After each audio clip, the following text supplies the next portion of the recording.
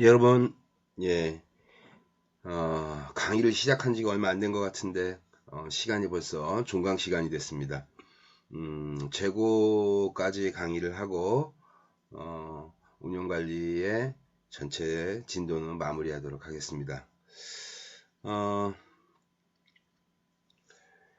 이번 시간에 강의하는 내용은 바로 이제 여러분들이 이제 앞에서도 누차 얘기했던 재고 관리에 관련된 내용입니다. 여러분, 우리 앞에 한번 배웠던 내용하고 다시 한번 연결 지어 보도록 하겠습니다. 우리가 8장에서 배웠던 SCM이 있고, 그 다음에 이것이 9장에서 배웠던 이제 수요 예측이 있겠고, 그 다음에 우리 SCM하고 하면서 우리가 또 같이 배웠던 내용 중에 하나가 안전재고, 세이프티 인벤토리였죠. 그죠? 서플라이 체인 매니지먼트가 관련된 것을 하면 우리가 재고 문제가 안전재고의 문제가 있었어요. 그죠? 이 안전재고의 문제는 키워드를 한번 떠올려 보자. 이게 바로 뭐냐면, 안전재고가 왜 발생할까요? 이게 바로 수요에 대한 변동성, 불확실성이죠. 수요 불확실성 때문에 안전재고량이 높아지고, 안전재고가 높아짐으로 인해서 나타나는 문제가 바로 뭐냐면 채찍효과예요. 그죠? 채찍효과가 발생합니다. 이게 그래서 어찌됐든 이 서플라이 체인 매니지먼트에서 뗄래 뗄 수 없는 부분이 바로 재고의 문제입니다. 그럼 이 재고의 문제는 또 우리가 앞에서 배웠던 수요하고 또 굉장히 수요 예측하고 아주 밀접한 관련이 있습니다. 수요 예측하고 재고하고 해서 이 수요의 예측을 정확도를 높게 하면, 예측에 정확도를 하게 되면 이로 인해서 재고량이 낮아지는 효과가 되겠죠. 그죠? 그래서 우리 이러한 서플라이 체인 매니지먼트, 인벤토리, 그 다음에 포캐스팅, 이러한 것들이 아주 중요한 개념으로 묶여 있는 거예요. 이게 밀접하게 관련이 있고, 그래서 이러한 것들을 머릿속에 좀 염두에 두시고, 그리고 강의를 좀 들어줬으면 좋겠습니다. 첫 번째 이제 인벤토리 코스트예요. 이제 재고에 관련된 비용입니다. 여러분들 재고에 관련된 비용들을 한번 보겠습니다. 여러분 재고에 관련된 비용을요, 한번 이렇게 쭉 나열하면 한두 가지가 아니에요. 이게 되게 많습니다. 이게 우리 한번 재고에 관련된 것들을 한번 볼까요? 재고를 재고가 많이 쌓여가지고 창고가 필요해. 그럼 창고를 어떻게 돼? 내가 활용해야 되니까 창고에 사용료 내야 되고, 그죠? 재고가 창고에 쌓여 있으니까 당연히 어떻게 돼요? 관리를 하려면 인건비도 들어가고, 사람도 당연히 인건비도 당연히 들어갈 것이고, 그 다음에 창고에 재고가 많이 쌓여 있으면요, 현금화 시킬 수 있는 이 자산이 그대로 창고에 쌓여 있는 거예요. 그죠? 이게 그러니까 어떻게 됩니까? 당연히 기회비용이 발생하죠. 그죠? 이게 창고에만 두는 것이 이게 사실은 굉장히 손실을 보고 있는 거하고 같은 말이에요. 이게 그래서 창고에 쌓여 있으면 뭐가 문제가 되냐? 이게 창고에 쌓여 있으면 유행이 지나가지고 시간이 오래 지나가게 되면 가치가 훼손되죠. 그래서 이런 가치 같은 것들이 이제 훼손되기도 하고, 그 다음에 또 당연히 거기서 나타나는 뭐 어떤 손실 비용 같은 것들도 있을 수 있어요. 뭐 예를 들어 손실 비용 같은 것들이 이제 로스 같은 것들, 예를 들면 창고에다 물건 10개 넣어놨는데 한 달 후에 갔더니 어떻게 되냐? 10개가 아니라 9개밖에 없어. 1개가 어떻게 됐어? 분실됐어. 이것도 로스예요. 분실되고 없거나 자연스럽게 파손되는 것들이 있습니다. 이게 상품 가치가 훼손되는 거예요. 이게 그래서 매몰 비용 같은 것들, 훼손 비용, 이런 것들이 다 재고로 인해서 나타나는 비용이에요. 이게 그 다음에 당연히 뭐 있어요? 상품에 관련 창고에 들어가서 창고에서 재고가 쌓여 있는데 그 재고에 대한 뭐도 들어오냐면 보험 같은 것도 들어오니까 손실 보험, 뭐 그다음에 거기 또 당연히 세금 들어가 있을 거고, 그다음에 당연히 어떻게 돼요? 창고에서 관리하는 체계적인 저장하고 핸들링하는 체계적인 비용이, 이 사실 재고에 관련된 것들을 비용을 뽑아봐라 그러면 뭐 수도 없이 많습니다. 이게 그 다음에 또 이제 우리 여기 나와 있던 오더링하고 셋업 코스트에 관련된 것들이 있어요. 오더링 코스트는 발주 비용 같은 경우, 주문 비용. 이게 저기 주문할 때 들어가는 총체적인 비용을 오더링으로 이제 이렇게 묶어버리는 거예요. 셋업 코스트 같은 것들은 어떻게 돼요? 주문이 들어가, 발주가 들어가면 처음에 셋업, 작업을 준비할 때 들어가는 총체적인 비용입니다. 예를 들면 내가 예를 들면 볼펜 뭐 100개를 주문받았어요. 그러면 볼펜을 100개를 만들 자재비를 계약과 동시에 얼마 줘야 되고, 뭐 그 다음에 기계 장비나 이런 것들을 운영하기 위한 최소한의 비용이 있습니다. 그것들이 다 뭐냐면 셋업 코스트예요. 오더가 들어오면 오더링 코스트와 더불어서 셋업 코스트가 같이 이제 만들어지는데, 일반적으로 그래서 오더가 들어오면 그 오더에 따라서 움직이는 셋업 코스트가 발생하기 때문에 일반적으로 셋업 코스트를 오더링에다 묶어서 같이 봅니다. 이게 그래서 오더링 코스트가 그러한 셋업의 의미로 같이 연결되기도 하고, 그 다음에 트랜스포테이션 어떻게 돼요? 운송 비용 같은 것들 굉장히 다양한 비용들이 발생하고 있어요. 그죠? 이게 운송 비용도 우리는 예를 들면 지금 내가 볼펜 10자루 필요합니다. 10자루 재고가 없어요. 빨리 갖다 주세요. 그랬더니 배송에서는 기사가 이런 얘기를 합니다. 사장님 지금 10자루를 배송을 하든 한 자루를 배송을 하든 우리는 트럭으로 배송하는데 한 트럭 하나가 나가면, 트럭 한 대가 나가면 무조건 운송료 10,000원입니다. 한 자루를 주문하든 10자루를 주문하든 트럭 가득히 한 트럭으로 주문하든 우리가 나가는 운송료는 무조건 트럭당 10,000원이에요. 이렇게 얘기를 하면 어떻게 됩니까? 그런 경우 있죠. 그죠? 그렇게 되면은 사람들이 야 내가 맨날 쓰는 볼펜인데 하루에 어떻게 돼? 지금 내가 한 자루 필요해서 한 자루를 사나, 10자루를 필요해가지고 10자루를 내가 주문하나, 그렇지 않으면 한 트럭으로 주문하나, 비용은 똑같으니까 그래 한 번에 사둘 때 많이 사두자 라고 해가지고 한 트럭 단위로 주문한다는 얘기예요. 당연히 재고량이 늘어나겠죠. 그죠? 이게 발주의 기간은 짧아지고, 이게 그래서 어찌됐든 그런 측면에서 이 재고 운송 비용도 굉장히 다양합니다. 이게 그래서 책에 이제 433페이지를 한번 보겠습니다. 433페이지를 한번 쭉 보면 여러분들 거기에 재고의 개념 해가지고 굉장히 다양한 것들하고 연결되어 있는 것을 설명을 하고 있어요. 그 중에서 재고 감축의 유인이라는 게 있어요.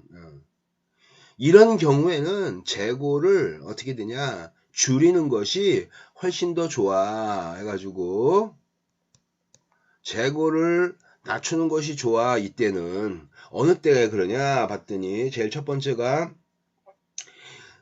재고에 투입된 이자나 혹은 기회비용 같은 것들이 굉장히 어떻게 된다, 많이 발생할 수 있는 그러한 부분에서는 발생하게 되면 재고를 줄이는 게 좋다. 이게 이자 혹은 기회비용 같은 것들이 많이 발생했을 때, 뭐 보관비용하고 취급비용 같은 것들이 많이 생겼을 때 당연한 내용들이죠. 이게 그 다음에 세금, 보험료 이런 여러 가지 이런 손실 훼손하는 비용들이 많이 생길 때는 재고를 줄이면 어떻게 됐냐, 그거에 관련된 이러한 비용들도 같이 줄어들기 때문에 재고를 줄이는 게 낫다.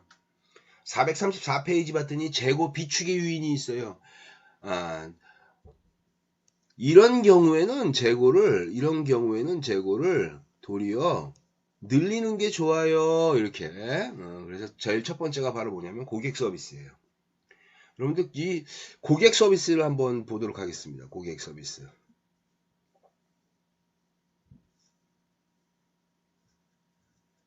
고객 서비스에 관련된 부분들은 바로 뭐냐면 이런 거예요. 여러분들 창고에 물건이 그득그득 들어있어요. 그죠? 고객이 옵니다. 고객이 와서 물건 달라고 할 때 바로 어떻게 돼요? 창고에 있는 물건 빼줘가지고 바로 고객한테 대응해 줄 수 있죠. 그죠? 여러분들 이 방법이 가장 빨라요. 그죠? 이 방법보다 빠른 방법이 있을까요? 이게 없어요. 그죠? 고객한테 창고에 있는 재고로 딱 대응하는 게 너무나 이게 좋은 방법이고 손쉬운 방법이에요. 누구한테, 기업들한테는. 하지만 이 방법이 사실은 무엇을 이야기하냐면 비용을 유발시키는 거예요. 그죠? 뭐냐면 창고에 있는 재고를 매니징하는 비용, 관리 비용이 들어가기 때문에 그것이 이제 문제라는 거죠. 비용이 유발되니까 이게. 근데 바꿔 얘기하면 내가 고객한테 탁월한 이러한 빠른 피드백과 이런 서비스를 하려면 어때야 되나요? 일정 부분 재고량을 갖고 있어야 돼요. 이게. 그래서 재고를 바라보는 두 가지의 이 관점이 있습니다. 우리는 재고를 어떤 형태로 바라보는 관점이 주도적이냐면 재고는 무조건 없애야 돼. 재고는 아주 악이야 악. 기업 경영에 있어서 절대로 하등에 도움이 안 되는 악이야 악.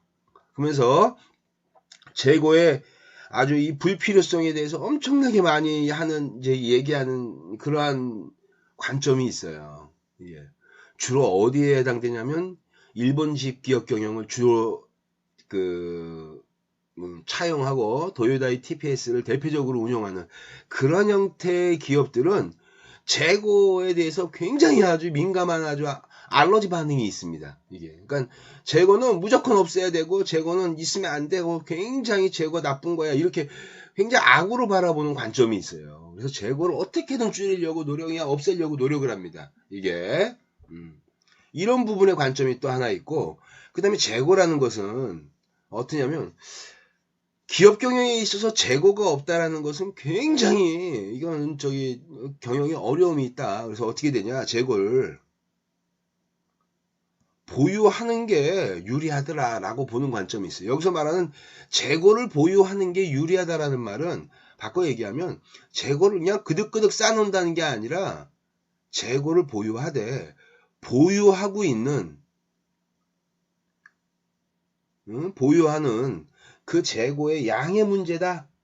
재고량이 중요한 거지 사실 재고를 보유하냐 보유하지 않냐의 문제는 기업 경영에서는 굉장히 이게 탄력적으로 활용할 수 있는 부분이다. 그래서 재고를 무조건 나쁘게만 보는 것이 아니라 우리 회사, 우리 조직의 적정한 수준의 재고량을 효율적으로 운영해서 비용을 최소화시키면서 반대로 고객이 서비스라든지 시장 대응력은 굉장히 높일 수 있는 그러한 부분에서 재고 필요하다. 이렇게 이 관점이 있다는 이게. 그래서 이렇게 두 관점이 있는데 사실 이거는 어떤 게 더 맞아 틀려 이런 부분보다는 여러분들 기업 경영에서 사실은 재고가 갖고 있는 그 기업 조직의 그 관리적 특성을 잘 이해하는 것이 필요합니다.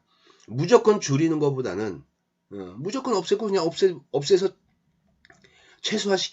최소화시켜야 됩니다라고 하는 재고의 관점보다는 재고를 어떻게 효율화시켜가지고 최소의 비용으로 재고를 운영할 것이냐 이러한 부분들이 사실 더 중요한 부분이라고 생각을 해요. 그래서 그동안 여러 다양한 이제 재고에 관련된 시각 중에 재고를 무조건 없애야 되는 그러한 민감한 그러한 관점도 있지만 반대로는 이러한 관점도 있더라. 이렇게 지금 이해하면 되고 이 재고를 보유하는 기본적인 이 관점에서 본다면 가장 강조하는 게 바로 고객에 대한 대응력이에요. 고객에 대한 대응, 시장에 대한 대응입니다. 이게 이 대응력이 높아진다는 얘기예요. 이게 일정 부분 재고를 보유하게 되면 그래서 고객 서비스에 대한 것들이 사실은 시장과 이러한 고객의 서비스를 강화할 수 있는데 여러분 바꿔 얘기하면 이렇게 되는 거예요. 제가 물건을 사러 왔는데 재고가 없어가지고 물건이 없어가지고 사지를 못하는 거야. 그게 바로 뭐예요? 결품이 발생하는 거죠. 없어서 못 파는 문제가 발생하는 거예요. 이게 고객 서비스가 안 좋은 경우입니다. 이게 내가 물건 사러 갔는데 재고 다 떨어졌어요. 물건 없습니다. 이렇게 돼서 내가 사지 못하고 되돌아가야 되는 판매자는 어떤 부분이에요? 매출액을 올릴 수 있는 그 기회비용이 발생하게 되고 재고를 낮게 가져가지고 이게 근데 반대로 또 재고를 너무 많이 갖게 되면 어떻게 돼요? 수요는 변동하는데 재고를 이게 SCM이죠. SCM 우리가 말했던 채찍효과죠. 이게 그래서 그러한 형태의 특징이 있어요. 이게 그래서 우리 책에 434페이지를 보면 재고를 비축하는 이럴 때는 재고 비축이 좋아요. 이렇게 설명되어져 있는 거기를 보면 제일 첫 번째가 바로 뭐냐면 고객 서비스입니다. 그래서 이러한 고객 서비스를 강화시킨 측면에서 어떻게 되냐? 재고를 일정 부분 갖고 있는 것이 좋습니다. 고객 서비스를 강화하려면. 그 다음에 미납 주문이 있어요. 미납 주문은 납기 충족 못된 주문이에요. 예를 들면 내가 몇 월 며칠까지 내가 볼펜 10자루 10개 갖다 주세요 라고 얘기했다면 이 납품하는 회사가 10개를 예를 들면 뭐 10일까지 이달 10일까지 볼펜 얼마만큼 갖다 주세요 라고 얘기했다면 그 날짜에 정확하게 10개 갖다 줘야 되는 거예요. 그죠? 계약을 받아가지고 운행하니까. 근데 10개가 시간 내에 못 갖다 줘. 죄송합니다. 우리 7개밖에 못 줘요. 지금. 생산이 차질이 생겨서 7개만 갖다 줄게요. 그러면 뭐예요? 3개가 바로 뭐예요? 미납 주문입니다. 이게 납기를 충족시키지 못한 그러한 주문이 이게 미납 주문이에요. 그래서 이러한 미납 주문을 뭐라고 하냐면 또 백오더라고 합니다. 백오더. 이게 미납 주문이 많이 생기면 어떻게 될까요? 이거 SCM에서도 많이 나왔잖아요. 그죠?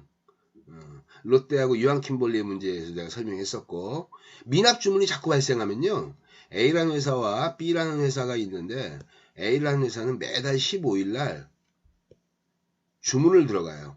100개 갖다 주세요 라고 했더니 15일날 주문하면 그 다음날 1일날 오는 거예요. 물건이 1일날 딱 들어왔는데 몇 개 왔냐? 80개 왔어. 20개가 미납 주문이네요. 그죠? 그러면 당연히 어떻게 돼요? A 회사는 왜 납기 약속 못 지켜? 그 다음부터는 15일날 100개 주문했더니 80개밖에 안 났네. 우리 회사는 지금 100개 필요한데 20개 백오더가 발생했고, 그 다음 달에 주문할 때 과거의 경험이 이제 주문할 때 영향을 미치는 거예요. 15일날 주문해가지고 그 다음날 1일날, 즉 보름 동안 일해서 80개밖에 못 갖고 왔으니까 그 다음 때는 15일날 주문 안 하고 어떻게 하냐, 얘네들이 보통 12일 막 13일 15일보다 먼저 주문하게 됩니다. 15일보다 먼저 발주를 집어넣어 주는 거예요. 발주량도 어떻게 될까요? 100개 집어넣었더니 80개 왔어. 그러면 그 다음에 어떻게 돼? 이게 늘어나요. 자기네가 필요한 것보다. 그래서 120개 이렇게 주문해요. 그러면 여기 또 어떻게 와요? 당연히 또 유한킴볼리 그때 여기서 이제 발주했던 그런 부분이 있었잖아요. 120개가 들어가면 100개요. 105개요. 이렇게 들어오는 거예요. 미납 주문이 또 생겨버리네. 이게. 그래서 나중에는 어떻게 되냐. 계속 재고량을 늘립니다. 이게. 그 다음부터는 한 달에 한 번씩 주문하는 이 방법을요. 나중에는 어떻게 돼요. 미납 주문이 자꾸 발생하니까. 아예 럿 사이즈를 크게 늘려가지고 아예 주문하는 형태. 이게 굉장히 이 공급망에서 아주 심각한 문제를 만들어내죠. 그죠? 그래서 어쨌든 백오더의 문제 같은 것들도 있다라는 거 보시고. 그 다음에 오더링 코스트예요. 이게 오더링 코스트. 즉 주문할 때마다 이제 예를 들면 주문할 때 발생하는 비용이 오더. 즉 오더를 할 때마다 발생하는 총체적인 비용을 오더링 코스트로 묶어버린 거예요. 굉장히 다양한 것들이 있겠죠. 뭐 예를 들면 뭐 납품업체한테 주문할 때 발주하는 문서를 뭐 송달해야 된다든지 무슨 뭐 전화를 걸어야 된다든지 이런 것들이 다 돈이죠. 그죠? 이런 것들이 뭐 구매 담당자가 또 납품업체 선정할 때 굉장히 또 뭐 A 회사, B 회사, C 회사 같은 것들을 서로 평가해가지고 막 투입해가지고 시간도 투입되고 시간이 투입되고 노동력이 투입됐다는 얘기는 돈입니다. 그죠? 이게. 그래서 어쨌든 주문 비용에 관련된 것들. 주문 비용도요. 예를 들면 이렇게 돼요. 주문 비용이 오더링 코스트가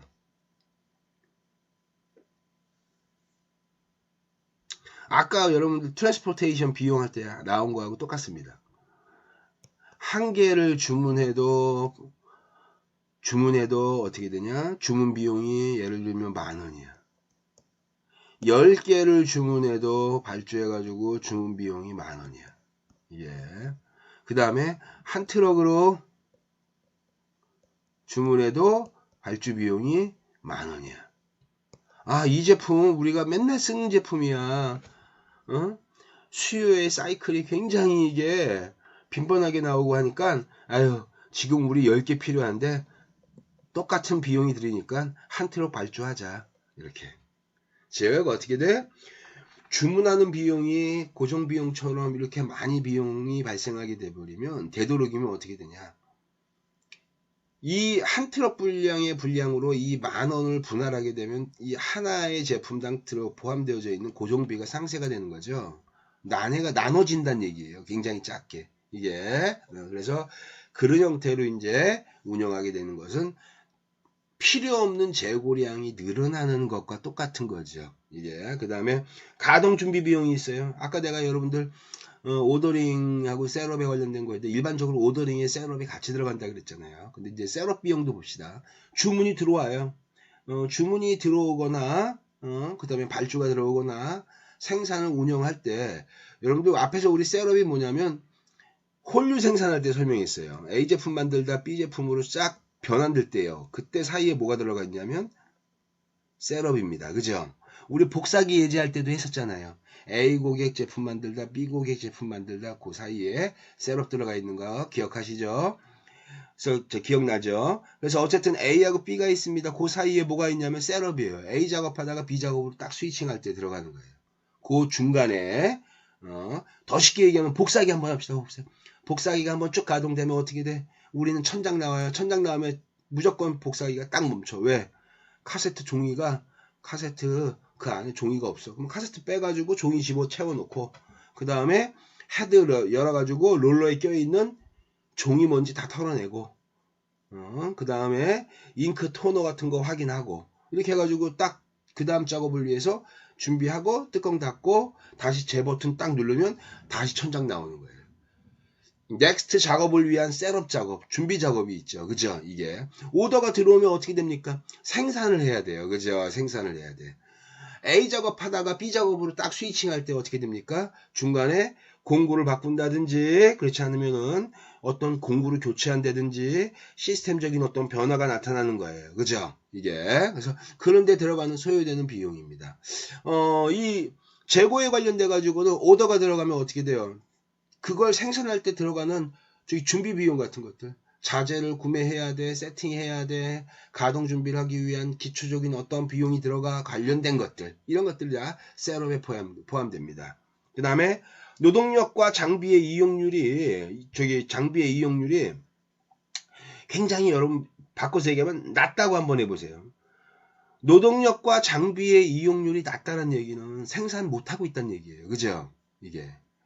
그러니까 노동력과 장비의 이용률이 굉장히 떨어져 가지고 저기 노동력도 잘 가동 안 되고 장비도 시간당 우리는 예를 들면 시간당 우리 회사는 100개씩 물건을 만들 수 있는 라인을 갖고 있어요. 그랬는데 시간당 20개밖에 못 만들어. 그럼 라인의 가동률이 시간당 100개 만들 수 있는데 시간당 20개밖에 못 만들기 때문에 사실은 어떻게 되는 거예요? 굉장히 낮게 20% 활용 정도밖에 안 되는 거죠. 5분의 1 수준이잖아요. 우리는 정상적으로 100개 만들 수 있는데 지금 우리 시장에 수요가 없어. 그래서 우리는 지금 20개밖에 못 만들어. 그러니까 5분의 1 수준으로 생산성이 확 떨어지는 거예요. 이렇게 낮게 나올 때는 가동률을 높여서 일정 부분 재고를 만들어내는 게 좋습니다. 이게 이런 그래서 재고량 같은 것들을 늘리면 도리어 어떻게 되냐? 생산성하고 장비에 대한 이용률이 높아지는 거예요. 가동률이 높아지는 거예요. 이게 그래서 이제 여기서 정확하게 알아야 될 게 생산성과 장비의 이용률을 높이겠자고 무조건 여러분들 생산만 하게 되면 무슨 문제가 생겨요? 재고 문제가 생기죠. 재고 문제가. 여러분들 얼마 전에 신문을 쫙 봤더니 이런 문제가 있었어요. 쌍용 자동차죠. 쌍용 자동차 쭉 해가지고 그 관련된 기사가 나왔는데 지금 회사가 보유할 수 있는 자동차의 적정 분량 이상의 재고가 지금 안 팔려가지고 계속 쌓여 있는 거예요. 그래서 어떻게 되냐? 공장 셧다운 시키는 거예요. 공장을 어떻게 돼? 전체의 생산 라인을 아예 올 수도. 왜요? 지금도 차가 안 팔려가지고 재고가 너무 많이 쌓여 있는데 작업자들의 일을 시키고 기계 라인을 가동한다는 얘기는 거기서 나오는 재고가 일정 부분 어떻게 되는 거예요? 계속 창고에 쌓인다는 얘기예요. 예. 그럼 어떤 방법이 좋아요? 재고 안 만들어요. 지금도 차량이 안 팔려가지고 재고가 쌓여 있는데 그렇게 오다가 오다도 없는 상태에서 생산 라인을 가동하게 되면 재고가 더 많이 쌓이게 되는 그런 문제가 생기니까 전체 공장을 셧다운 시켰다는 그런 기사가 나오더라고요. 웬만해선 생산 라인에서 어떻게 돼? 재고 문제를 셧다운 시키기가 쉽지가 않습니다. 그죠? 이게. 근데 이제 팔려 나가는 이것과 나가는 양과 생산돼서 들어오는 양 같은 것들이 비정상적이기 때문에 그런 문제가 나온다는 얘기예요. 이게 그래서 노동력과 장비에 대한 이용률은 저기 기본적으로 어떻게 되냐? 생산량을 늘리면 당연히 재고량은 어떻게 되냐? 재고를 늘리면 그런 효과가 나오는데 이 재고가 그냥 독이 될 수 있기 때문에 요거는 좀 이해를 해야 돼요. 그러니까 어떤 정도로 이해해야 되냐? 사이클이 빨라가지고 재고 회전율이 빨라가지고 재고가 쭉쭉쭉 지금 빠져나간다면 기꺼이 노동력과 장비에 대한 이용률을 높일 필요가 있죠. 이게 그런 측면에서 이해하면 됩니다. 그래서 주문량 이 럿 사이즈에 관련된 것들 한번 볼게요. 럿 사이즈 여러분들 럿 사이즈와 이제 리드 타임에 관련된 것들 우리가 다시 한번 보도록 하겠습니다. 여러분들 앞에서 우리가 리드 타임, 럿 사이즈, 그 다음에 이런 것들에 대해서 여러분들 배웠잖아요. 리드 타임이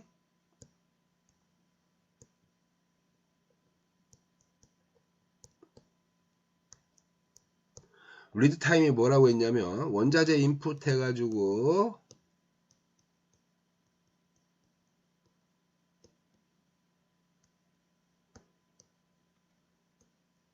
여기까지가 바로 리드 타임이에요. 그죠?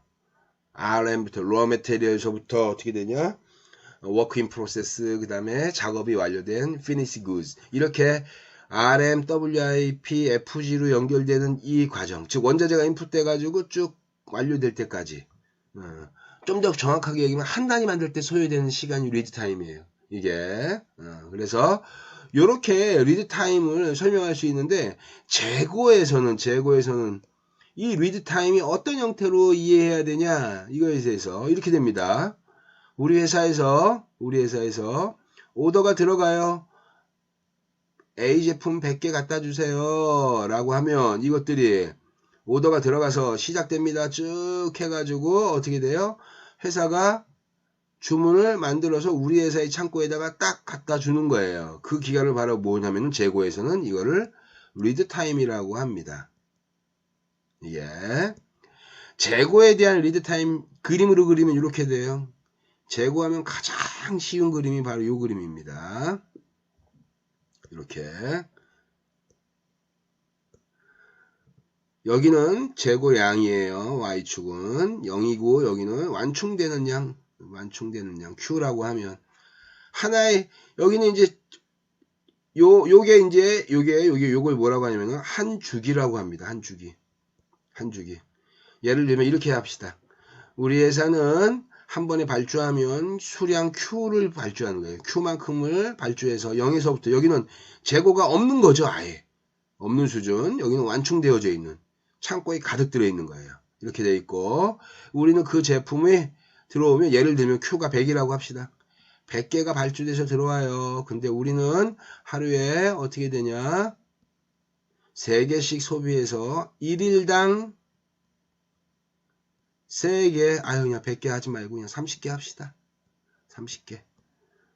그래서 우리는 이 Q를 30개로 보고 하루에 소비하는 것이 우리는 1개씩 소비하고 있어요. 그래서 하루에 1개씩 소비니까 한 주기면 며칠이에요? 30일이죠. 그래서 하루에 한 박스씩 한 제품 한 개씩 쓰는 거예요. 소비하면서 30일이 딱 지나면 어떻게 돼요? 재고 고갈. 그럼 다시 30개 다시 들어오고 또 하루에 하나씩 써서 30일 쓰고 다시 고갈되고 이렇게. 그럼 어떻게 돼요? 발주 들어가는 게요. 발주 들어가가지고 어떻게 돼? 우리 창고에서 다시 완충되는 요 사이클이 뭐냐면 오더가 들어가가지고 우리 회사에 들어올 때까지 걸리는 그 시간. 그게 바로 리드 타임입니다. 요 타임, 요게 리드 타임이에요. 이게. 그 다음에 럿 사이즈에 대한 것들 보십시다. 럿 사이즈,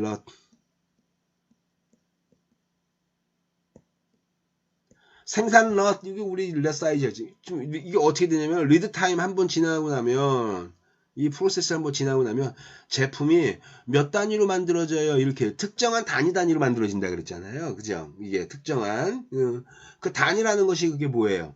그게 바로 럿이죠. 그죠? 그래서 전체 이 리드 타임 한번 거치고 나면 사실은 순차적으로 쭉 들어오지만 그것이 특정한 사이즈 단위로 들어오기 때문에 한 번 들어왔더니 한 번 리드 타임을 주면 100개가 만들어져요. 한 번에 만들어지는 하나의 프로세스에서 요 리드 타임에서 만들어지는 그 사이즈의 양, 요게 바로 뭐냐면 요게 바로 럿 사이즈였어요. 그죠? 이게 생산 한 번 지나고 나면 100개 정도가 만들어지는데 이 100개 정도를 어떻게 되냐, 럿 사이즈라고 하는데 우리 재고에서는 저 럿 사이즈가 어떻게 되냐면 한번 완충돼 가지고 소비된 다음에 다시 완충될 때까지 발주 넣는 양이 결정되는 거죠. 우리는 바로 뭐예요? 한번 Q 완충되면 30박스씩 우리는 발주하고 있어요. 주문 넣는 거야. 물건이 다 떨어졌습니다. 네, 30박스 보내주세요. 맨날 30박스씩. 이 발주 넣을 때 이 발주량, 이게 바로 뭐다? 이게 재고에서는 럿 사이즈가 해당된다. 이게 그래서 재고에서의 리드 타임과 럿 사이즈는 우리가 앞에서 생산 프로세스에서 물건 만드는 프로세스하고는 약간 다르다. 근데 개념은 똑같아요. 이게 그래서 그 갭, 간격 이런 것들만 좀 이해하시면 되겠죠. 여러분들이. 그래서 어쨌든 리드 타임과 럿 사이즈에 관련된 것들은 이런 형태로 보면 된다. 볼게요. 그래서 여러분들 지금 435페이지에 관련된 거 설명하면서 제가 여러분들한테 재고의 개념을 얘기하는 거예요. 여기는 이제 시간이 되겠죠. 시간. 그 다음에 여기는 이제 수량 Q가 됩니다. 수량 Q. 그 다음에 여기는 재고가 바닥이 나는 경우예요. 그래서 재고의 그림은 이렇게 된다 그랬어요. 그죠? 이렇게.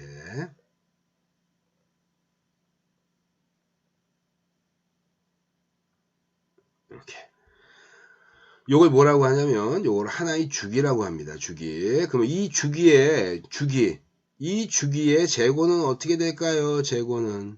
주기의 재고는 어떻게 돼요? 바닥일 때하고 0일 때예요. 그죠?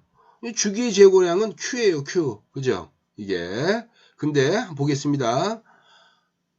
바닥 날 때하고 가득 찰 때 Q, 가득 차 있을 때 Q, 이거를 2로 나누면 이게 뭘까요?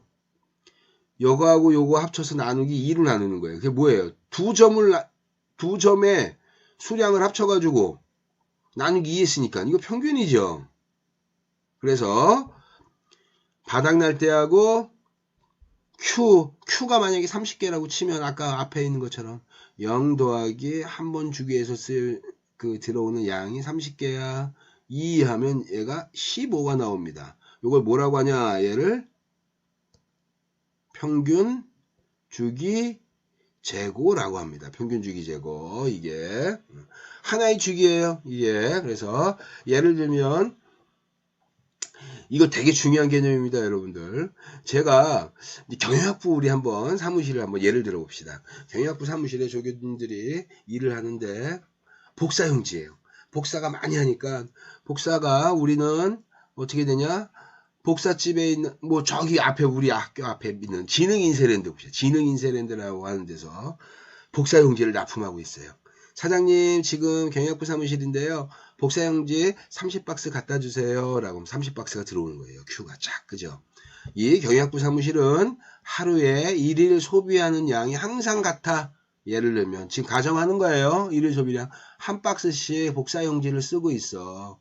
그래서 30박스가 들어오면 우리는 며칠 써? 30일을 쓸 수 있어요. 그죠? 이제 그래서 하루에 소비량이 일정하니까 소비량이 일정하다는 얘기는 이게 직선으로 떨어진다는 얘기. 소비량이 일정하지 않으면 어떻게 될까요? 어느 날은 3박스, 어느 날은 2박스, 어느 날은 하나도 안 써. 5박스, 6박스, 7박스, 2박스, 1박스 이렇게. 즉 완충돼서 적재되어져 있는 재고에서 소비량이 일정하지 않으면 이 감소하는 이 비중이 이렇게 변동해요. 이렇게. 근데 소비율이 일정하다는 얘기는 직선으로 쫙 나오는 거죠. 항상. 이게. 그래서 소비량이 일정하다라고 치면 직선으로 나오는 거예요. 그래서 하루에 한 박스씩 쓰니까 한 주기는 며칠이다? 30일이에요. 30일. 그 다음에 주기 재고는 한 번에 럿 사이즈가 30박스씩 들어오고 있어요. 30박스씩. 이게. 그 다음에 한 주기가 딱 끝나면 그 다음에 30박스가 다시 들어와야 돼요. 근데 이거 한번 봅시다. 경영학부 사무실에서 조교님이 전화를 해서 지르긴세는데 사장님 지금 복사용지 30박스 갖다 주세요 라고 주문 넣는데 주문이 들어가면 아까 제가 뭐라 그랬냐면 오더가 들어가면 어떻게 돼요? 우리 회사 창고에 완충돼 가지고 도달할 때까지에 걸리는 시간이 뭐였죠? 그게 리드 타임이에요. 그죠? 이게 리드 타임. 그 소요되는 시간이 3일 걸려요. 3일. 그러면 보세요. 바닥 창고에 있는 물건 다 쓴 다음에 학부의 조교님이 전화를 걸어서 30박스 갖다 주세요 라고 하면 오더를 받아가지고 복사용지 생산해서 준비해가지고 창고에다가 딱 갖다 줄 때까지 며칠 걸린다? 리드 타임이 3일 걸린다. 그러면 3일 동안 경영학부 사무실은 복사 하나도 못하는 거야. 하루, 이틀, 3일 동안 일 아무것도 못해요. 그죠? 왜? 주문 집어넣고 3일 후에 들어오니까 발주가 바닥난 상태에서 주문하면 그 다음날 이틀, 3일 동안은 복사 서비스를 할 수가 없어요. 업무를. 그러면 어떻게 해야 될까요? 이렇게 해놓고 여기다 뭐라고 하냐면 여기를 ROP라고 합니다. ROP. 르 오더 포인트. 이게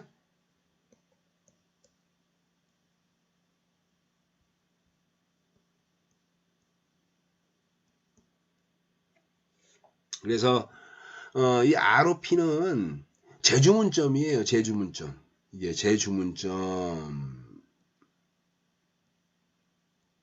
재주문점이 된다는 얘기는 뭐냐면 여기서 보세요. 재주문점이 3일 걸리니까 발주가 어떻게 들어가냐면 재고 물건을 쭉 쓰면서 오다가 재고의 양이 3일치 남아있는 상태에서 전화기 수확이 되는 거죠. 30박스 갖다 주세요 라고 하면 재고량이 어떻게 되냐면 쭉 해서 이미 30박스에서 3일치가 남겨져 있는 상태에서 발주하니까 실제로는 재고량이 여기 들어가 있는 거예요. 그죠? 그래서 지능인쇄랜드가 하루 이틀 3일에서 여기 딱 찍히는 순간 이제 바닥나서 딱 들어오는 거죠. 저게 재주문점입니다. 이게 그래서 이런 형태로 주기가 이루어지고 있는 거예요. 근데 경영학부 사무실이 조교님이 굉장히 일이 너무 많아가지고 한번 볼게요. 매달 주문하니까 1년 12개월에 몇 번 오더를 할까요? 소비량은 항상 한 박스로 갔다고 하면 1년에 12번 주문하는 거예요. 그죠? 그래서 내가 어떻게 바꾸냐면 야 내가 지금 일도 많은데 이 복사용지의 재고까지 내가 다 일일이 재고 확인해가지고 주문 넣어야 되니까 아유 내가 그냥 이거를 줄여버릴래. 그래서 어떻게 하냐면 발주 넣는 기간을 이렇게 쭉 해서 6개월로 바꿔버리는 거예요. 6개월로. 그럼 어떻게 될까요? 1년에 2번 집어넣는 거예요. 발주가. 근데 보세요. 1년에 2번 집어넣는데 발주량이 쭉 한 번 주문으로 내가 어떻게 돼?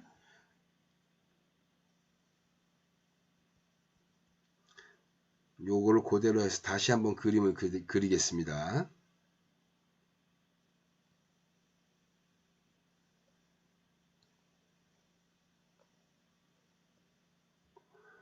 아까 나왔던 대로 이렇게 6개월 한 번에 있는 주기를 내가 귀찮아 내가 6개월로 해가지고 1년에 2번만 할 거야 라고 하면 어떻게 될까요? 엄청난 양으로 늘어나는 거죠. 이 사이클이. 이렇게 해서 1년에 딱 2번만 딱 이렇게 이루어지는 거예요. 그죠? 여기는 하나, 둘, 셋, 넷, 다섯, 여섯 이렇게. 그래서 1년에 12번 주문을 1년에 상반기에 한번 1회, 하반기에 1회 이렇게 2번만 주문할 거야. 이렇게 하면 한 달에 어떻게 돼요? 30박스씩 주문해 가지고 12번 주문하는 방법을 1년에 2번 주문하는 방법으로 바꾸면 재고의 량이 어떻게 될까요? 한 달에 30박스를 보유하고 6개월이니까 어떻게 돼? 180박스를 처음에 주문할 때 발주해야 되는 거죠. 즉 바꿔 얘기하면 30박스로 한 달밖에 못 썼는데 나는 한 번 주문해가지고 6개월치의 량을 갖고 6개월 동안 내가 버텨야 되는 거야. 그러니까 한 달에 30박스씩 소비했었어. 6개월이니까 한 번에 주문 넣을 때 100박씩 180박스요 라고 주문을 넣는다는 얘기야. 즉 발주 넣는 오더의 횟수가 6회에서 상반기에 6회에서 1회로 줄어들면 재고량이 30박스에서 6개월 내 180박스로 늘어난다. 그 대신 발주의 횟수는 이렇게 줄어든다. 이게 그래서 이 기간과 주문하는 기간과 럿 사이즈는 어떻게 된다? 서로 주문 횟수를 늘리면은 럿 사이즈를 줄일 수 있고 주문 횟수를 줄이면 한 번에 발주하는 이 럿 사이즈의 양이 커지겠죠. 그죠? 그래서 예를 들면 이런 거예요. 1월 1일 날 주문한다면 1월 1일 날 내가 6월 31일 날 소비돼야 될 재고를 홀딩하고 있는 거예요. 끌어안고 있는 거예요. 이게. 그러니까 재고의 보유 비용이 굉장히 증가하겠죠. 이게. 그래서 어쨌든 그런 측면의 특징이 주문량이 커지면 어떻게 돼요? 주문 횟수가 줄어들고 이 사이클에 관련된 특성을 여러분들 이해하면 될 것 같습니다. 그 다음에 뭐 부품 재고 부족으로 인해서 생산 일정에 문제가 생기면 어떻게 되냐? 그러한 가능성을 줄이기 위해 가지고 재고량을 보유하는 게 낫다. 공장이 우리 여러분들 지금 이런 국가 경계 국경선이 봉쇄되는 이런 코로나로 봉쇄되는 여러 가지 문제점이 생겼을 때 우리나라 자동차 3사가 어떻게 돼요? 중국의 부품 의존도가 높으니까 중국한테 물건을 받아야 되는데 중국 공장이 셧다운이 돼가지고 못 받으니까 너무나 힘들었잖아요. 그죠? 이게 그래서 그거 관련해가지고 여러분들 앞에서 내가 최근에 굉장히 공급자 서플라이어들을 다변화시키고 그 다음에 다변화시키다 못해 이제 어떻게 되냐?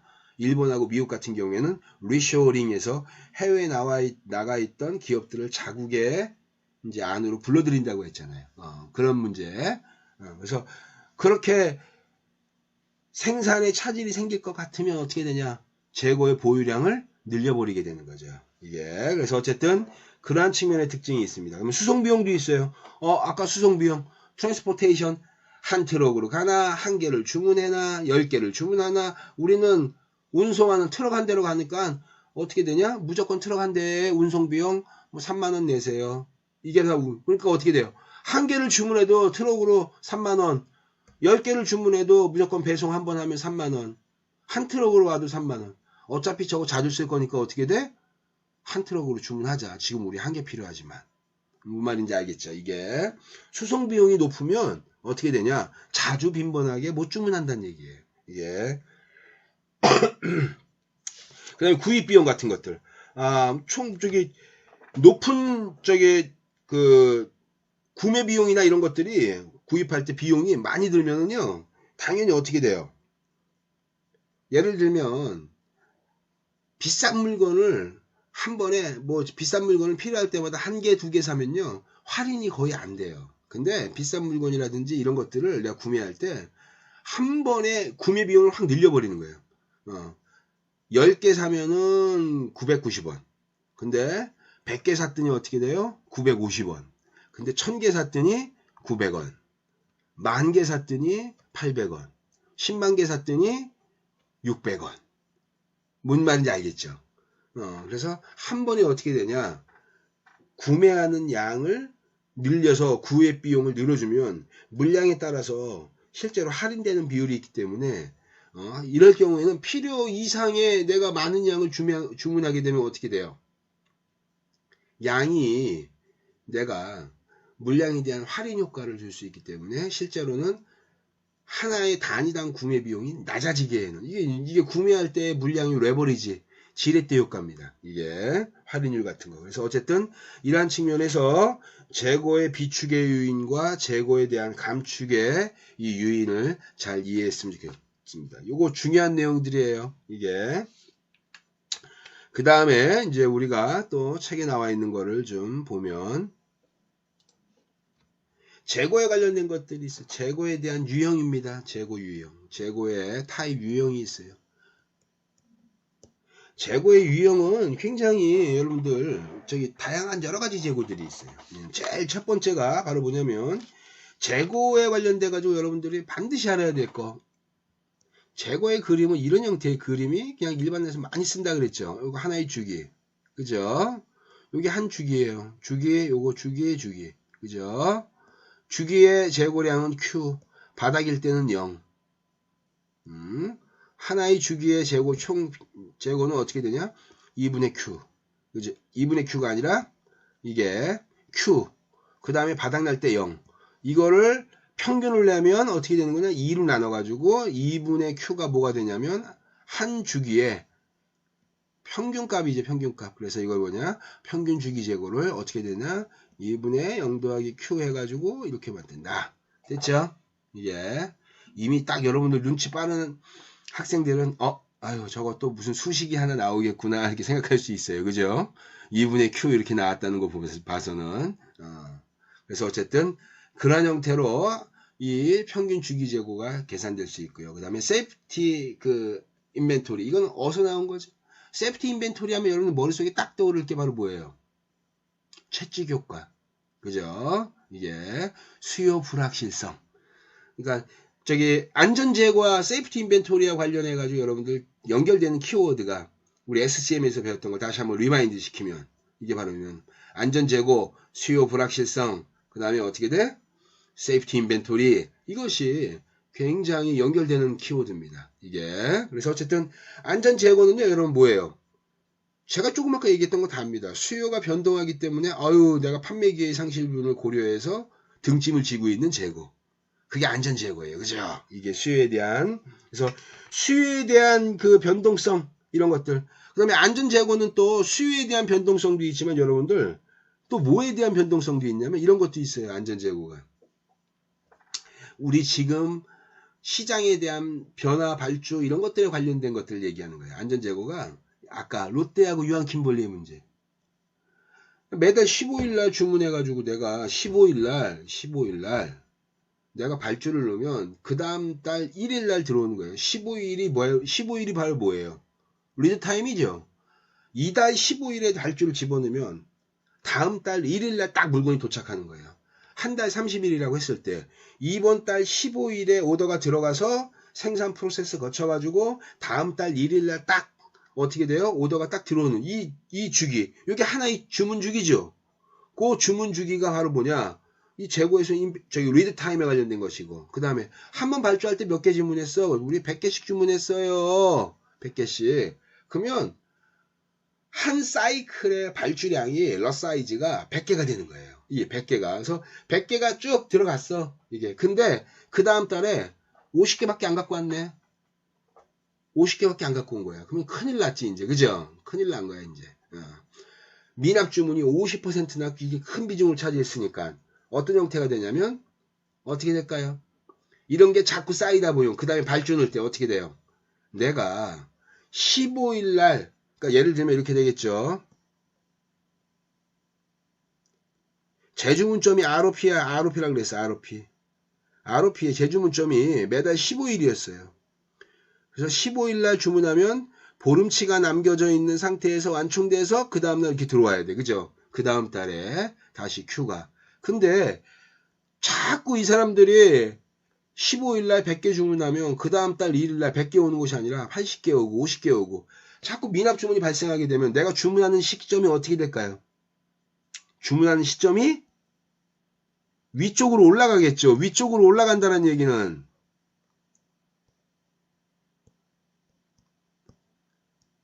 재고가 많이 남겨져 있는 상태에서 미리 선주문하는 거죠. 그죠? 즉 리드 타임이 불확실한 거야. 저 사람한테 내가 발주를 집어넣으면 한 주기에 맞춰가지고 여기에 딱 준다라는 보장이 없으니까 불안하니까 어떻게 돼요? 재고가 훨씬 더 많은 상태에서 발주를 넣어버리는 거예요. 불안하니까. 이게 즉 아까 내가 뭐라 그랬냐면 시장에서의 수요 변동성에 따라서 불안하니까 어느 날 갑자기 누가 올지도 몰라. 그러니까 등짐 지고 있는 재고가 세이프티 인벤토리라고 했어요. 그죠? 뒤에다 이게 수요에. 재고는 어떻게 되냐? 여기서 안전 재고량은 발주를 집어넣는데 보름 안 지켜. 딱 보름 내에 100개 갖다 주기로 했으면 딱 갖다 줘야 되는데 보름 내에 못 와. 그러니까 어떻게 돼? 매달 보름에 주문하는 게 아니라 앞당겨서 주문하는 거야. 10일에 벌써 이미 주문해. 이번 달 100개 또 100개 필요하거든. 내가 미리 선주문 해놓는 거야. 그러면 100개 주문할 때 선주문하는 상태에 있을 때 어떻게 되냐? 이미 나는 재고가 적정 재고보다 더 많이 남겨져 있는 상태에서 이미 여기서 주문해야 되는데 이만큼 위에 있는 상태에서 주문해 버리는 거예요. 그죠? 그것도 바로 뭐예요? 안전 재고예요. 리드 타임의 불확실성으로 인한 이 안전 재고량이 늘어나는 그런 문제가 있다. 그래서 안전 재고가 자꾸 발생하면 여러분은 어떻게 해야 되나요? 안전 재고의 문제. 안전 재고 대충 머릿속에 좀 개념을 좀 잡으셨죠? 이게. 그러니까 항상 이건 불확실성이에요. 수요의 불확실성, 리드 타임의 불확실성, 뭐 이런 것들. 이게. 그런 것들에 문제가 생기니까 미리미리 내가 백업 재고를 가지려고 하는 거죠. 그죠? 이게. 그래서 안전 재고가 자꾸 발생하고 이러면은 첫째, 안전 재고를 줄이기 위한 방법은요. 서플라이어를 회사 근처에 있는 서플라이어를 선택하면 돼. 극단적인 예지만 우리 여기 학교에 있는 내가 원청 회사예요. 발주를 넣는 거야. A 제품 지금 10개 갖다 주세요 라고 했는데 서플라이어가 두 군데 있어요. 10개 갖다 주세요 라고 했는데 노량진역에 있는 A 서플라이어하고 부산에 있는 B 서플라이어하고 발주가 똑같이 10개가 들어갔어. 그러면 리드 타임이 어느 쪽이 불확실합니까? 노량진에서 학교에 오는 A 서플라이어하고 부산에서 여기까지 학교까지 오는 그 B 서플라이어. 발주를 집어넣으면 회사의 과거에 가까우면 가까울수록 불확실성은 어떻게 된다? 줄어들겠죠. 그죠? 우리 학교하고 굉장히 가까워. 중문 근처에 중문 앞에 서플라이어가 있어. 그 서플라이어가 우리 회사의 수소처럼 움직여줘. 당연히 불확실성이 줄어들기 때문에 어떻게 돼요? 불확실성이 줄어든다는 얘기는 재주문하는 이게 어디 근처에 가 있는 거예요? 재주문하는 ROP 포인트가 바닥 근처에 가도 괜찮은 거예요. 그죠? 근데 부산에 있는 업체는 어떻게 돼요? 발주를 집어넣으면 부산에서부터 시작해가지고 화물로 와가지고 서울까지 올라오는 시간이 있으니까 발주를 넣어서 우리 회사 창고에 들어올까지의 기간이 길다란 얘기는 불확실성이 길다란 뜻하고 똑같아요. 즉 불확실성이 짧다란 얘기는 리드 타임이 짧다는 얘기예요. 이게. 그러니까 내가 서플라이어를 선택할 때 안전 재고량을 줄이려면 어떻게 돼요? 리드 타임이 짧은 업체를 선택한다. 리드 타임이 짧은 업체를 선택한다는 얘기는 아까 예를 들면 보름 걸렸어요. 그러면 ROP가 이게 보름입니다. 보름. 이게 보름인데 어느 업체를 봤더니 똑같은 제품을 만드는데 일주일이면 된대. 그러면 어떻게 되는 거예요? 재고량이 떨어지는 거예요. 더 낮은 상태에서 발주를 넣기 때문에 불확실성이 더 작아진다는 뜻이겠죠. 나는 보름인 상태에서 발주를 넣었어. 100개, A 제품의 100개를. 근데 이 제품의 100개를 저 회사는 3일이면 끝낸대. 그러면 내가 보유 재고량을 어떻게 돼요? 3일치 남아있는 상태에서 B업체를 선택하게 되면 3일 후에 어떻게 돼요? 딱 도착하면 발주 넣고 3일 후면 100개가 딱 도착하니까 더 낮은 재고량에서 발주를 넣게 되겠죠. 그죠? 이게 그러니까 변동성이 작아진다는 얘기예요. 이게 그래서 어쨌든 이러한 안전재고의 문제, 이거 안전재고 8장도 중요하지만 무리도 중요하다. 재고에서도 중요하다. 이게 예상재고 있어요. 예상재고. 예상재고는 이거는 계절적 변동성을 나타내는 그러한 때 처리하기 위한 재고예요. 그래서 계절적 변동성이라는 게 바로 뭐냐면요. 계절적 변동성이니까 머릿속에 계절, 시즈널한 특성이 들어갔다라고 한 얘기는 기간을 어떻게 본다? 3개월에서 4개월. 한 시즌이에요. 한 시즌. 이게 한 시즌이기 때문에 보통 3개월에서 4개월 정도의 변동되는 수요예요. 1년의 수요를 봤더니 쭉 오다가 쫙 이렇게 해서 쭉 감소하는 형태예요. 이게 바로 뭐예요? 계절적 변동성이네. 에어컨 판매량을 봤더니 실제로 여름에 3개월 동안 전체 판매량의 90%가 그때 만들어진다는 거예요. 근데 여러분들 그때 만들어진다고 해서 그때 생산하면 큰일 나죠. 그죠? 못 쫓아가는 겁니다. 그죠? 그럼 어떻게 돼요? 어떻게 되는 거예요? 에어컨이 여름에 판매하니까 우리 여름에 생산해야지. 그러면요, 그 시장을 놓쳐버리는 거예요. 수요가 없다가 3개월째 피크로 쫙 올라가는 이런 수요 때 이 수요를 맞추기 위해서 추가적인 비용을 쓴다는 거예요. 생산을 하게 되면. 잔업시켜야 되겠죠. 일손이 딸려가지고 추가적인 인력을 고용해야겠죠. 이러니까 이 수요를 어떻게 합니까? 이 수요를 분해할 필요가 있는 거예요. 얘를 상쇄시켜야 돼. 얘를 상쇄시킬 또 무엇이 필요해? 그래서 어떻게 되냐? 그것이 대표적으로 수요를 분해한다라고 해. 디컴포지션. 이거를 쭉 분해하는 거예요. 이렇게 분해해. 여기에 피크로 올라온 이 수요를 분해하는데 어떻게 되냐? 비수기 때 수요를 프로모션을 하는 거예요. 우리 이건 실제로 너무 많이 보잖아요. 여름에 에어컨 다 여름에 쓰기 위해서 여름에 주문하는 거 다 봐요. 겨울에도 마트에 가면 에어컨 다 있어. 뭐 봄에도 있고 다 있는데 그때 에어컨 잘 안 봐. 그다가 어떻게 돼요? 더워지기 시작하면 이제 마트에서 이제 에어컨이 이제 눈에 들어오기 시작하는 거예요. 그죠? 이게. 그러니까 어떻게 하면 될까요? 제조사들은 굉장히 짧은 시간에 수요가 급증하는 거를 수요를 분해시켜서 예약하잖아요. 예약. 그죠? 그래서 비수기 때 성수기의 수요를 눌러서 어떻게 되냐? 비수기로 분해하는 거죠. 이게 디맨드에 대해서 어떻게 된다? 수요 디맨드를 디컴포지션에서 분해하는 거야. 찢어놓는 거야. 자, 그래서 봄에 예약 판매하고 가을에 예약 판매하고 겨울에 예약 판매하고 해가지고 여름에 있을 수요를 쭉 분해해 놓는 거야. 이런 형태로. 그래서 이렇게 분해해가지고 이제 하는 방법이 굉장히 다양한 방법이 있어요. 이게 뭘까요? 예를 들면 반대 계절의 제품을 판매한다. 이게 그러니까 여름에 모피의 수요는 여러분 어느 때 많을까요? 모피의 수요가 겨울에 이 모피 겨울에 수요가 많겠죠. 그죠? 겨울에 수요가 많은데 겨울 돼 가지고 모피를 쫙 이렇게 판매하는 게 당연히 그때 관심 갖는 때니까. 근데 그때 오픈 딱 하는 게 아니라 어떻게 되냐? 겨울에 팔 모피 옷을 여름에 판매하는 거야. 여름에. 이게 역시즌에다가 그 다음에 또 하나는 대체제 상품 같은 것들 있잖아요. 대체제 상품 같은 것들을 판매를 합니다. 이게 그러니까 어느 편의점의 사례예요. 세븐일레븐입니다. 업체 이름까지 세븐일레븐에서 여러분 삼각김밥의 로스율이 발생하는 삼각김밥의 로스율이 자꾸 변동성이 심해져 가지고 삼각김밥에 대한 로스율을 낮추기 위해서 어떻게 했냐면 예를 들면 포스 데이터에 찍혀가지고 판매된 이 삼각김밥의 수량을 쫙 해가지고 A 점포는 삼각김밥이 예를 들면 50개가 판매돼. 그러면 50개를 딱 갖다 주는 거예요. 근데 어느 날 50개를 판매하는데 어떻게 돼요? 50개가 판매 안 되고 40개가 판매돼가지고 10개가 재고가 남을 수도 있어요. 그요. 그래서 예를 들면 유통되는 딱 찍혀져 있는 시간대가 지나면 판매 상품 가치가 훼손되는 거예요. 버려야 돼. 삼각김밥이. 이게 즉 데드라인이 상품으로서 가치가 있게 하는 데드라인이 딱 찍혀 있잖아요. 그거 지나버리면 어떻게 돼요? 상품 가치가 없는 버려야 되는 상품이야. 이게.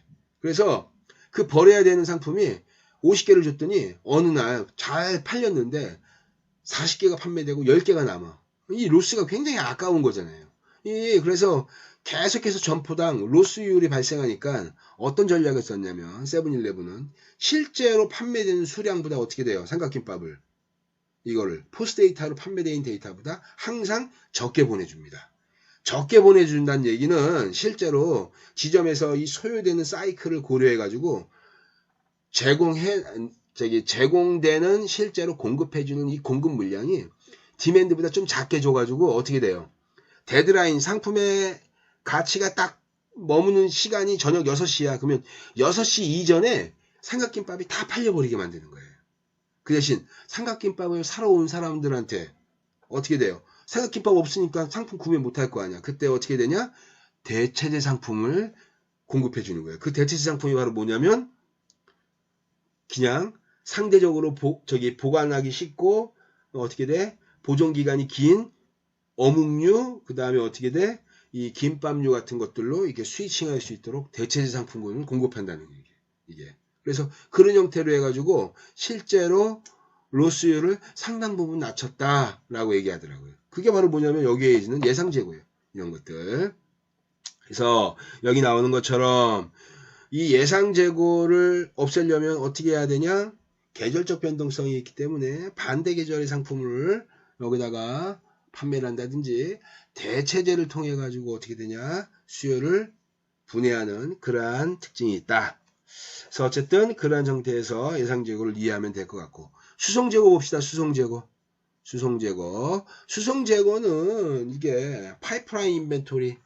파이프라인 인벤토리니까 어때요? 여러분 머릿속에 딱 떠오르죠?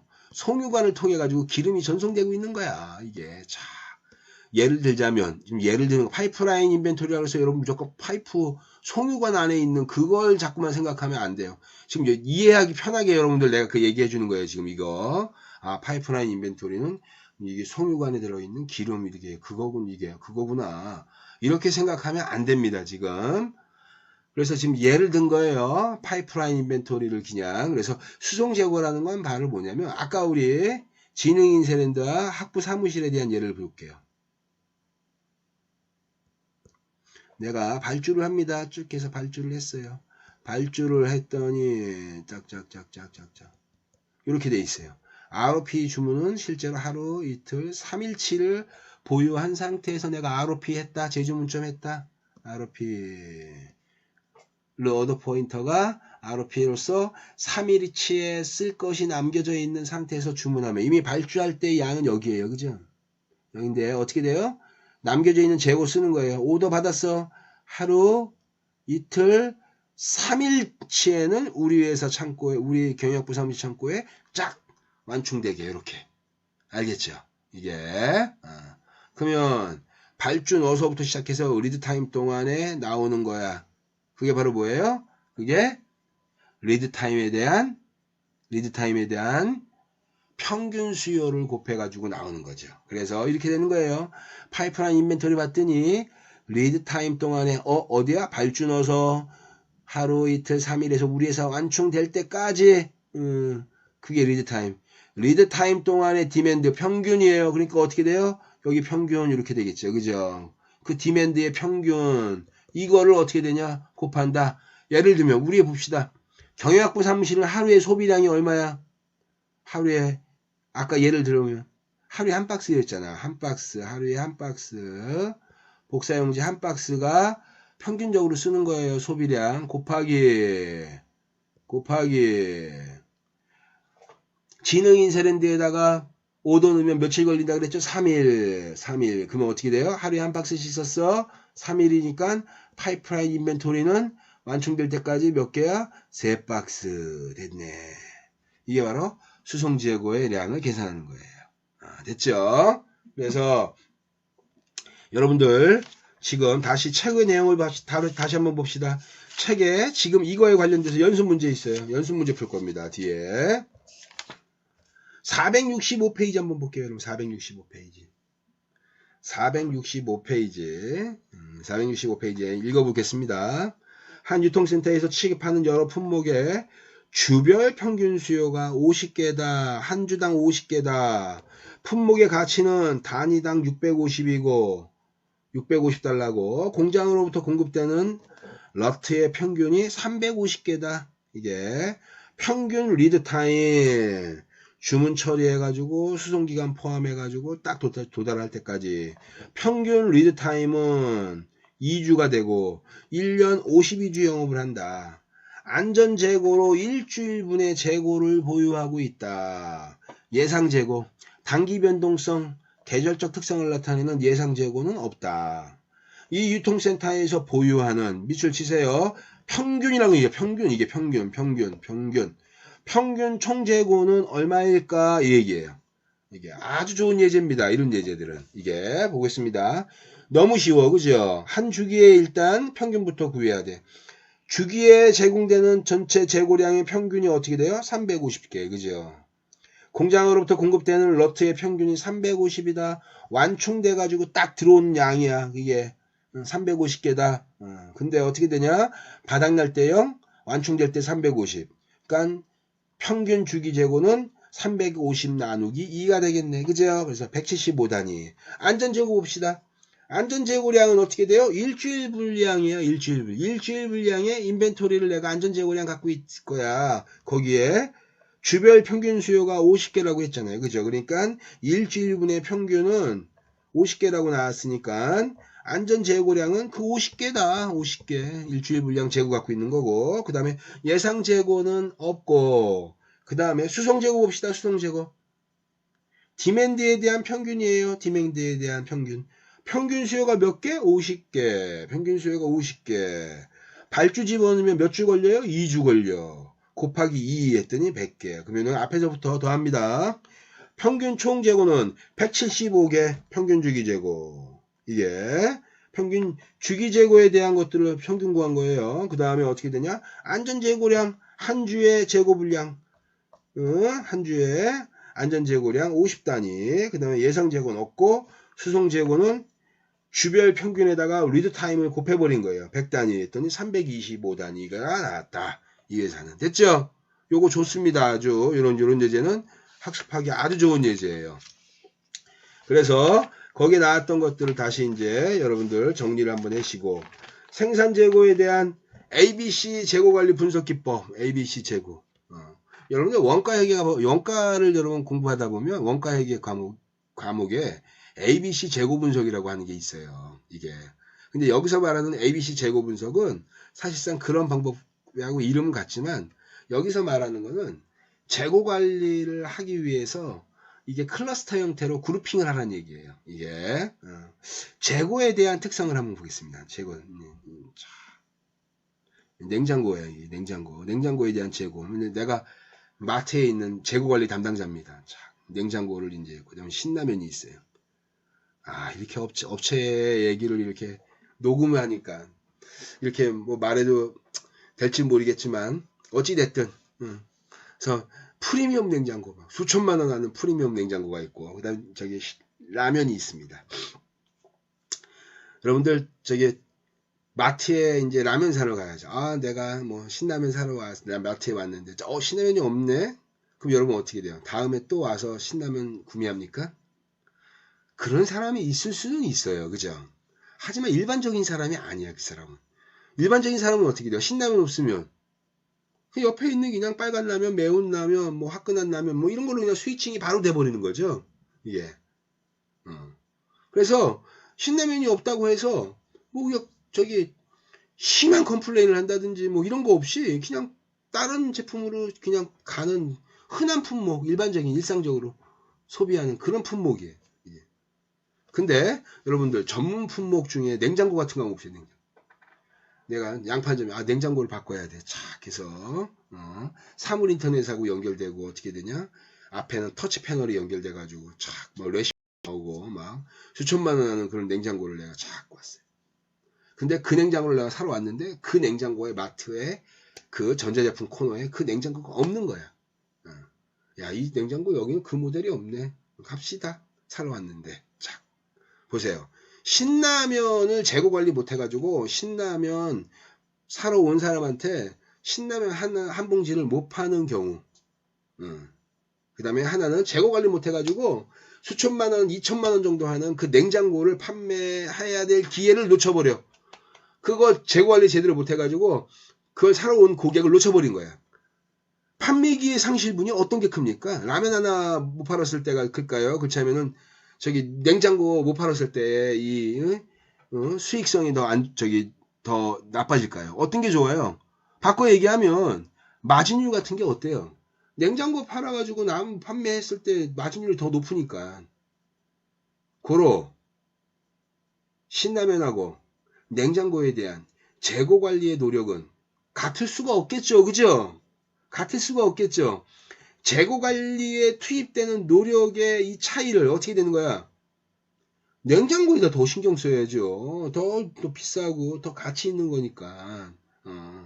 무슨 말인지 알겠죠? 이렇게 재고 관리의 특성을 제품과 소비의 특성에 맞춰가지고 클래스 A, 클러스터 A 클러스터, B 클러스터, C 클러스터, A 그룹, B 그룹, C 그룹 이렇게 그룹핑을 해가지고 재고 관리의 노력을 달리하자는 얘기예요. 일반적으로 마트에 한 3만 개 정도의 품목이 있대요. 3만 개 정도. 그러니까 마트에 이제 바코드 이 코드로 해가지고 재고 관리를 하는 거예요. 여러분들 3만 개의 품목 코드를 일일이 3만 개의 품목 코드로 관리하면 어떨까요? 이거는 재고 관리가 아니라 어마어마한 양이기 때문에 너무너무 힘들겠죠. 그죠? 이게. 그러니까 어떻게 되는 거예요?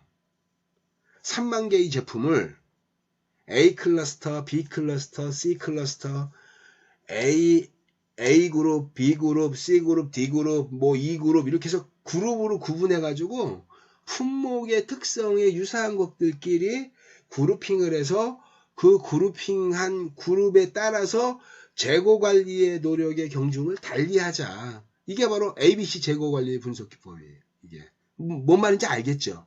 바꿔 얘기하면 어떻게 된다? 우리 회사는 수익성을 굉장히 중시해가지고 A 클러스터는 굉장히 수익성 좋은 거야. 그러니까 어떻게 돼? 판매기에 상실이 생기면 안 돼. 무조건 재고 관리 철저히 해야 돼. 근데 상대적으로 뭐 예를 들면 라면이라든지 이런 굉장히 그냥 소비재 상품이나 이런 것들은 어떻게 되냐? 일반적으로 그냥 크게 그냥 회전율도 좋고 하니까 크게 노력을 많이 하지 않는 형태의 품목.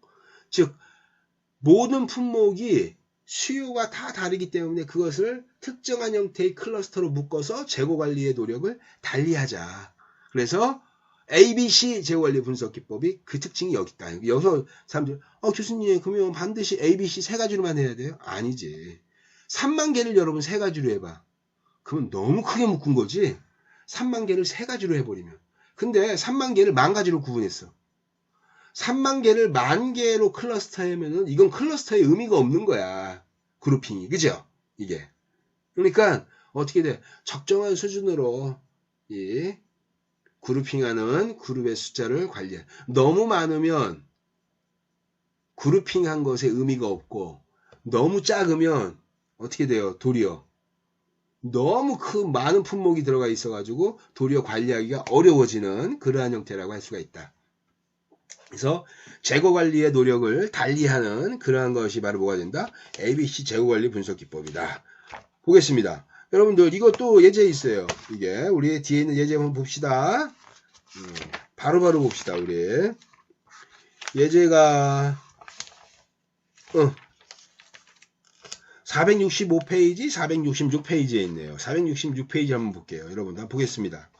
466페이지에 봤더니 여러분들 다음과 같은 이런 예제가 있어요. 어느 회사에 판매하는 품목 부품 번호가 있습니다. 466페이지 보면 개요 해가지고 1번부터 7번까지의 부품 코드가 있고 상품 개요가 있어요. 1번 상자는 1번 품목은 상자, 2번 품목은 판지, 3번은 표지, 4번은 풀, 5번은 내부 표지, 6번은 타이프, 7번은 전지 해가지고 이렇게 부품 번호와 그 다음에 개요가 이제 상품 개요가 써 있고 연간 사용 수량이 보겠습니다. 연간 사용 수량. 연간 사용 수량이 1번부터 7번까지 수량이 쫙 나와 있고 그 다음에 단가가 있어요. 여러분들 한번 이걸 갖고 우리 재고 관리 분석 기법을 적용해서 한번 봅시다. 볼게요. 단가 이렇게 쭉 나와 있는데 이걸 갖고요. 여러분들 어느 회사는요. 우리는 단가 갖고 ABC를 한번 클러스터 해보자. ABC를 쫙 해서 봤더니 지금 1번부터 7번의 품목 중에서 단가를 쫙 해서 봤더니 4번 품목이 $40로 제일 비쌉니다. 그죠? 그러면 어떻게 되냐?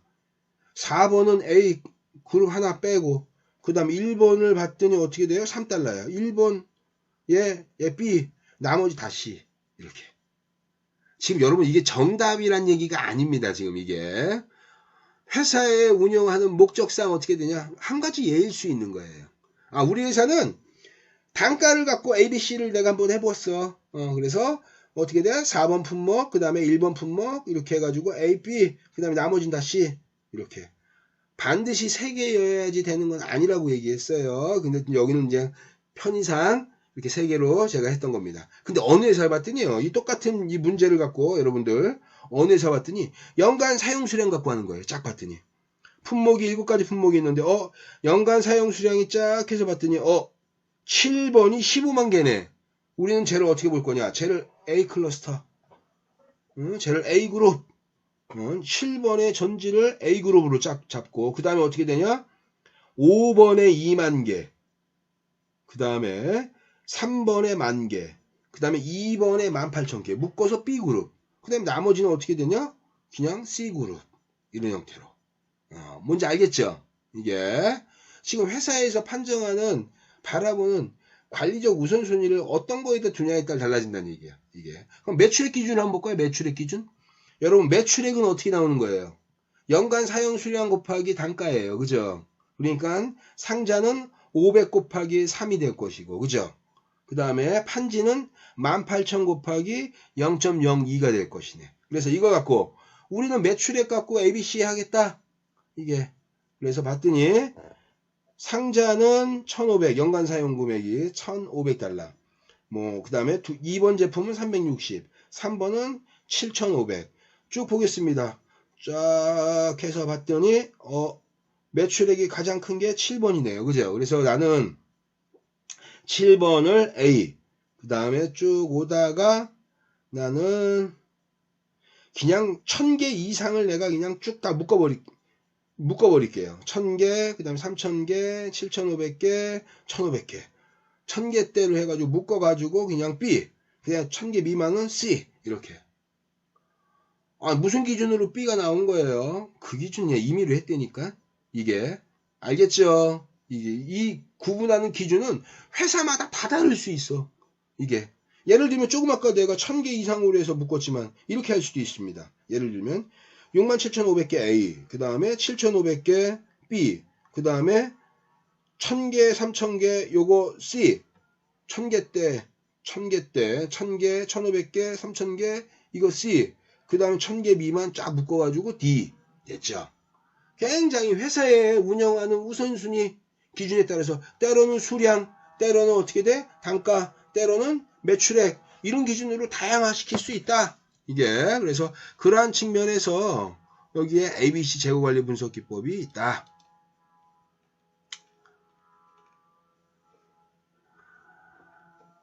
그래서 여러분들 ABC 재고관리에 관련된 것들은 466페이지에 있는 예제들을 꼭 한 번씩 확인해 가지고 여러분들이 봤으면 좋겠습니다.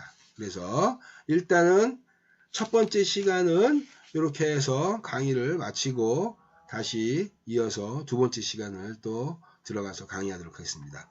두 번째 시간에서는 우리가 반드시 알아야 될 EOQ 문제에 대해서 강의를 하도록 하겠습니다.